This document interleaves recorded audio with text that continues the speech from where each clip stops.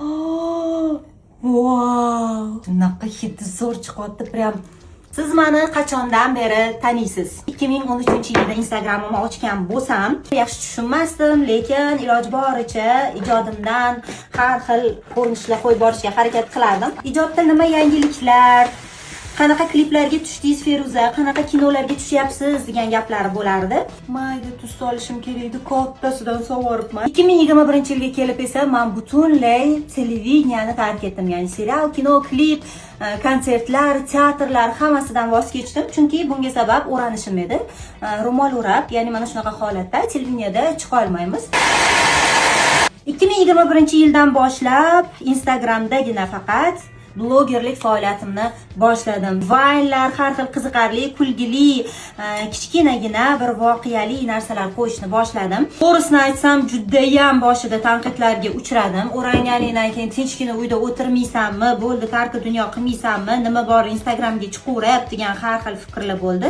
Lekin men bularni bittasiga ham qaramasdan, o'zimni kursdoshlarimdan iborat komandamni ham yig'dim. Ya'ni qizlar bilan ayollarga tegishli bo'lgan mavzularni vaynlarda olib chiqishni boshladik. Bu orada men bilan Lalaku kompaniyasi yillik shartnoma tuzishdi. Shu joyda reklamni pauza qilmasam bo'lmaydi. Mahsulotni haqiqatdan juda ham sifatiga tan berganman. 100% havo o'tkazadigan, sizlarni komfortinglarni ta'minlab beradigan mahsulot. O'zimizning brend bo'lganligi uchun doim sizlarga tavsiya qilib kelaman, albatta ishlatinglar. Qizlar bilan qo'ygan vaynlarim sizlarni ham esinglardami? Ayniqsa Sasioni juda ham ko'pchilikni esida qolib ketgan. 2025-yilga kelib haj safariga ota-onam bilan ketdik. Ana o'sha haj safaridan keyin esa vaynlarni ham butunlay to'xtatdim. Haligacha ko'pchilik tushunishmaydi va savol berishadi. Qachon yana kinolarga chiqasiz? Qachon paxmoq serialiga chiqasiz?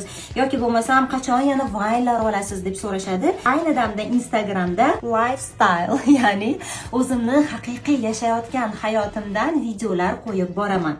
Tak, skrab tayyorlash zo'r ekan-ku, lekin mana bunaqa narsalar bo'lib ketar ekan. Men o'zimni ishlatadigan kremlarimni ham olib kelib oldim. Kofeni hidi kelyapti, lekin juda ham kuchli emas. Delna feromon atrim bor edi.